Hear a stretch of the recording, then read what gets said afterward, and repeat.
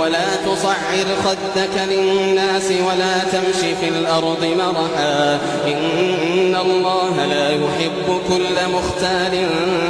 فخور واقصد في مشيك واغضض من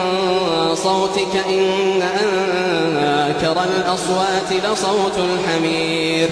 ألم تروا أن الله سخر لكم ما في السماوات وما في الأرض وأسبغ عليكم نعمه ظاهرة وباطنة ومن الناس من يجادل في الله بغير علم ولا هدى ولا كتاب منير وإذا قيل لهم اتبعوا ما أنزل الله قالوا بل نتبع ما وجدنا عليه آباءنا